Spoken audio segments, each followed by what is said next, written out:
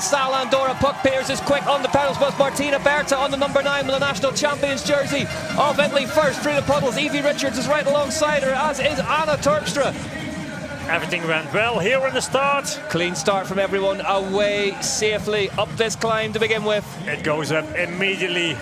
Straight away the heart rates rocket. Just a bit of argy-bargy on the left-hand side of the track there, but it's Martina Berta who leads them up the climb. 5 laps for these riders, no start lap, just 5 full complete laps. Yeah, big lap here in Andorra as well, 4 kilometers in length, but it's Richards who's doing the digging in the wake of Martina Berta here at the front of this one. Yeah, the positions are important as always. They are here at the top of the first climb. It goes down with 2 double lines they can choose, and another climb will follow up immediately. Le Landonef buried in the pack somewhat. Actually, there's no clay here. Even if the course is bad and slippery, it's not like clay. It's whoa. Puck Petersen is just off the bike, and look at the ripple effect it's causing behind her. Evie Richards held up by that. Anna Terpstra up and running. It cost her some seconds, and you see, the riders are behind her. Great riding from the Wanel Comp there, just elbowed her way through, stayed on the bike. Kate Courtney's been up as well. Also with a long sleeve jersey, but more riders are. Martina Berta, she's leading the Italian champion in this long little descent, but it's very slippery as you can see here. Little trials turn into that, and it is steep through here. Pauline Ferrand-Prévot on that hardtail bike. Hardtail, a bit of an unusual choice given the lack of traction out there. Yeah, but she won world champs on a hardtail bike too. Well, yeah, so I guess it works for her. It is, and riders have to ride the same bike in cross country and short track. So short track on Friday and cross country for the Sunday race. And Pauline, she was on her hardtail bike last Friday, and so she has to ride this bike today again. But she feels really comfortable on it, especially when the rain still comes down. And Pauline Ferrand-Prévot, sorry to interrupt you, Bart, has gone past Berta, and she is not looking back. This is ominous now. Pauline Ferrand-Prévot, only on one climb. On one climb, has blown Martina Berta away here at the front of this bike race. Pauline Ferrand-Prévot leads them on lap 1. And also this descent here, it brings the riders back into the first tech feed zone. It's very slippery.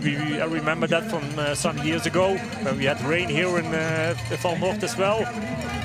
Yeah, riders can still see each other here on a climb like this. But yeah, the gap, it's getting a little bit bigger. It's Keller though who's coming through. She's past Richards and she's just moving to her right to pass Berta now. So Alessandra Keller, buoyed by that short track win, fancies having to go to the cross country Olympic distance. There's Mona Mitterwalder in the white jersey. From the back. And also Puck Petersen with the number 1 on her bike. The rain really coming down here in the Pyrenees now. Puck Petersen the 5th place.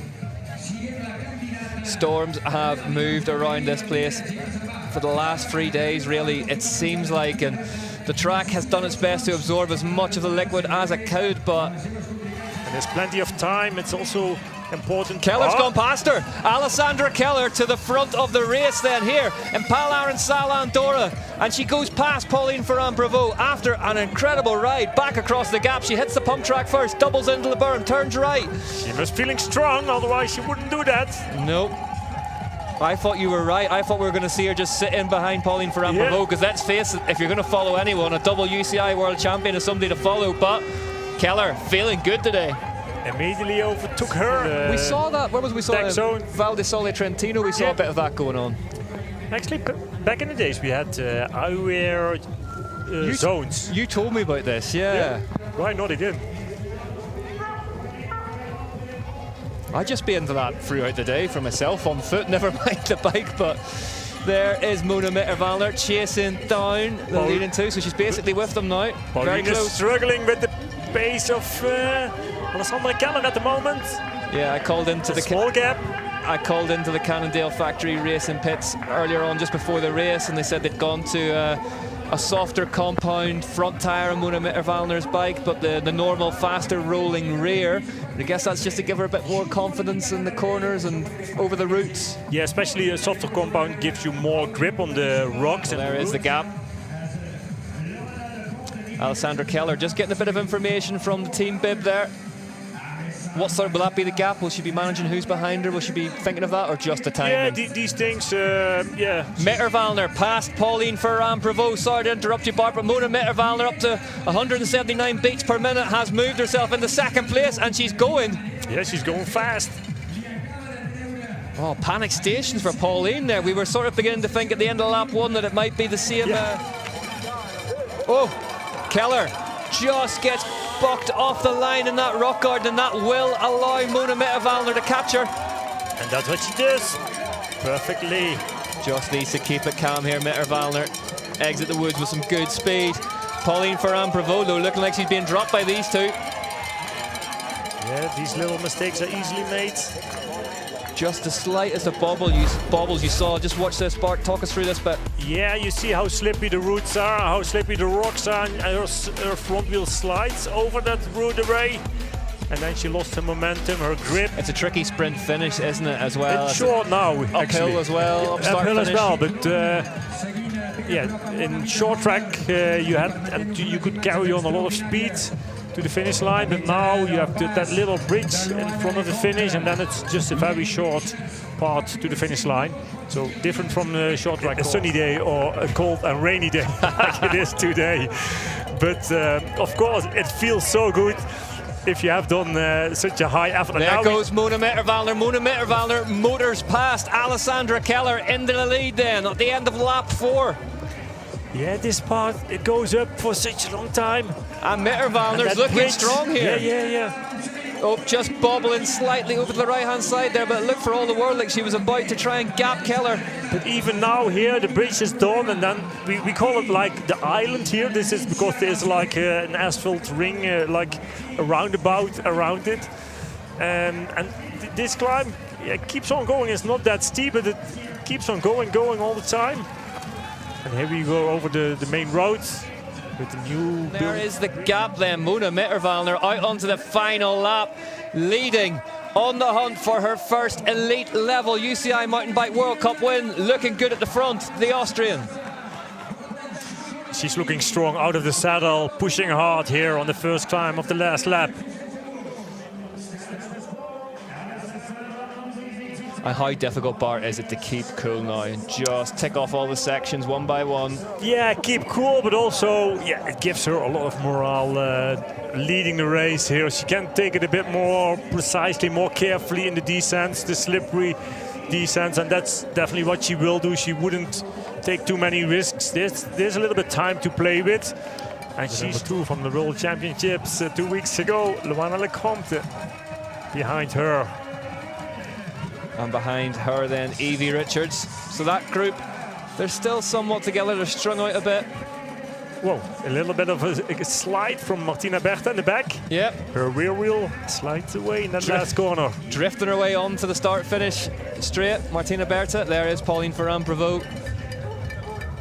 Yeah, and also riders are looking for sometimes new motivation or preparation. And whoa, Mona Mitterwallner just on clips and gets a little bobble, and that is how quickly a lead can slip away. Can Keller capitalise on that mistake that cost her much time? She's got the bike moving again now. It's not over yet, the race. Not over yet. One mistake and this race could turn on its head. It shows how difficult it is. Safely navigates that bridge for the last time. Here she is second Keller. Place. She's not that far off. No, what is the clock going to say? Yeah, leaves it all between the tapes. Alessandra Keller. Well, it was 3 and 4. Yeah, I wonder if Lecomte can just put a move on Pauline Ferrand-Prévot here towards the latter stages of this race and move herself up into third. She's catching her compatriot. Yeah, that's still possible. There she is. But meanwhile, at the finish line, Mona Mitterwallner takes her first ever elite level UCI World Cup win in Pal Aronsal, Andorra. Mona Mitterwallner wins in Andorra.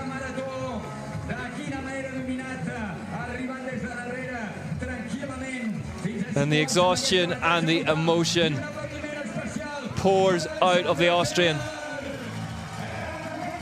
And this is the woman she beat today. Alessandra Keller celebrates a truly gutsy performance. Even has the wherewithal to get the sponsors' logos out for the camera.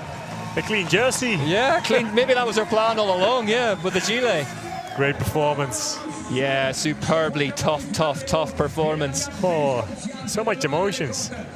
Mona Mitterwallner. The world champion, Pauline Ferrand-Prévot, still on third place. Pauline Ferrand-Prévot has managed to see off the advances of Luana Lecomte late in the day here. Pauline Ferrand-Prévot out of the saddle. She did so much work early on, maybe worked a little too hard, crosses the line.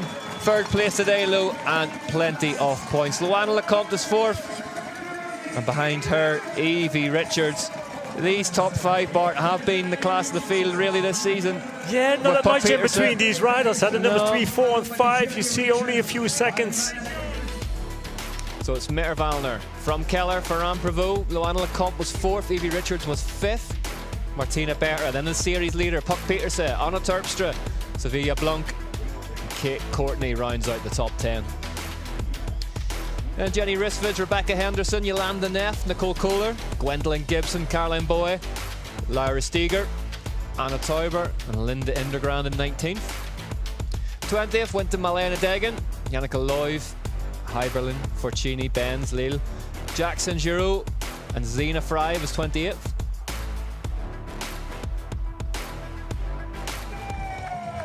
Mona Mitterwallner, here's the announcement she's been waiting for since the start of the season. What a result for the young Austrian. Mona Mitterwallner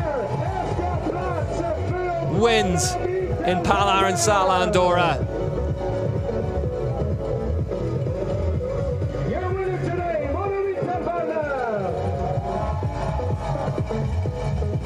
The only rider on that podium not visibly feeling the cold is the rider that checked out with the win. As the rain starts again here in Andorra, a wet elite men's race beckons, but a new entry into the history books is made. Mona Mitterwallner from Austria is a UCI World Cup winner at elite level at last. For the overall, Puck Petersen still leads the way ahead of Pauline Ferrand-Prévot. Alessandra Keller in third, Mona Mitterwallner in fourth, Luana Lecomte in fifth. So 269 points of difference between Pauline Ferrand-Prévot and Puck Petersen. Closed that margin slightly today. Mitterwallner fourth, Evie Richards in eighth, just ahead of Martina Berta in ninth, and Jenny Risvage in 10th.